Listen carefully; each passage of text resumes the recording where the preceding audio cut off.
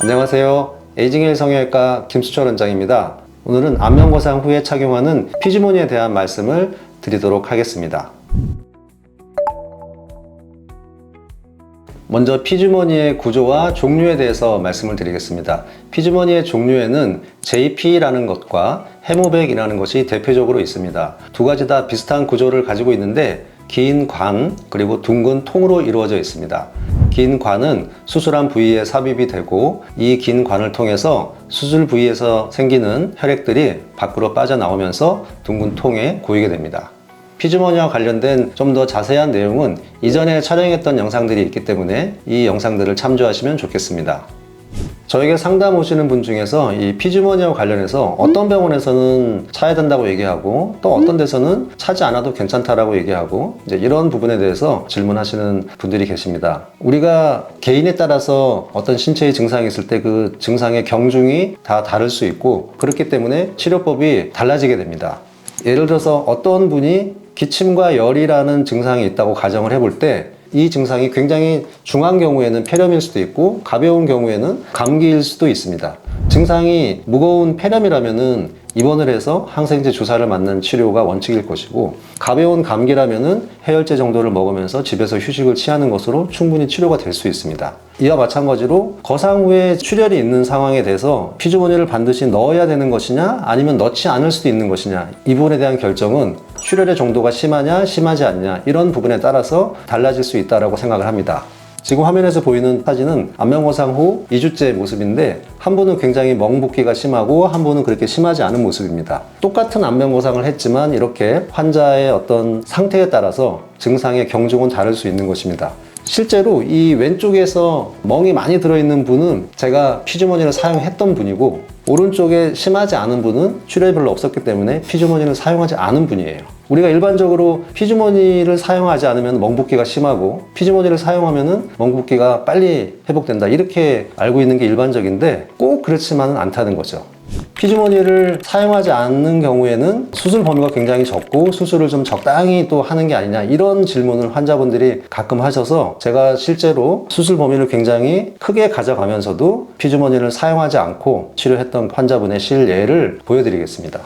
지금 이분은 이제 50대 여자분인데 노화가 아주 심하진 않지만 입 주변에 이렇게 뭔가 불룩하면서 얼굴이 약간 울퉁불퉁하고 볼 주변이 꺼지면서 여기가 이렇게 처져 있는 증상을 가지고 온 분이셔서 안면거상을 계획을 했습니다. 실제로 이분 같은 경우는 광대 밑하고 얼굴 옆부분이 굉장히 많이 꺼져 있는 게 보입니다.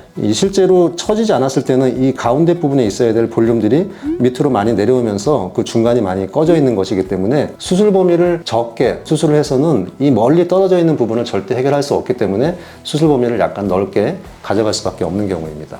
실제 디자인인데 빨간 선이 두 개가 있는데 이 앞부분에 있는 이 빨간색은 피부 박리 범위를 보여주는 것이고 이 뒷부분에 있는 빨간 선은 근막 박리를 할 범위를 보여주는 것입니다. 뒤에 있는 이 줄은 지금 수액줄이고 지금 얼굴 주변에는 피지모니와 연결된 선들이 전혀 없죠. 이 그림은 수술 후 1일째이지만 멍 붓기가 이 정도면 별로 심하지 않은 거고 여기 약간 울퉁불퉁한 거는 이제 압박 붕대 때문에 난 자국입니다.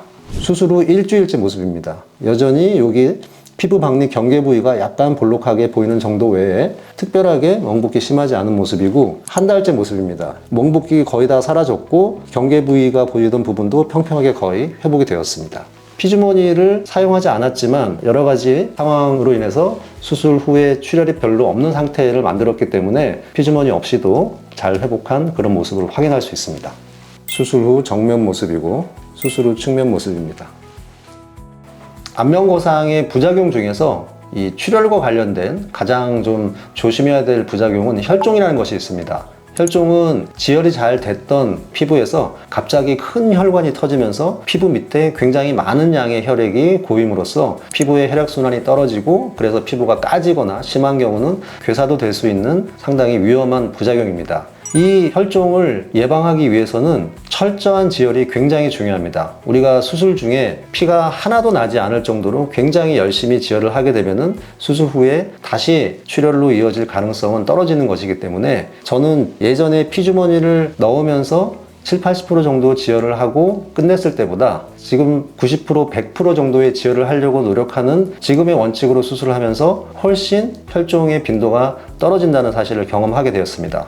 그래서 예전에 한 10년 전 정도 예를 들면은 그때는 제가 항상 피주머니를 다 넣고 있던 시절이고 피주머니가 들어갔으니까 지혈을 뭐 한 대략 한 80% 정도 하고 끝내는 경우도 많았는데 그때는 혈종이 간혹 있었습니다. 그렇지만 지금처럼 100% 지혈을 목표로 철저히 수술을 하면서는 혈종이 1년 내내 한 명도 생기지 않을 정도로 혈종의 빈도가 줄었습니다. 그렇기 때문에 철저하게 지혈을 하는 이 과정이 굉장히 중요하다 이렇게 말씀을 드리겠습니다.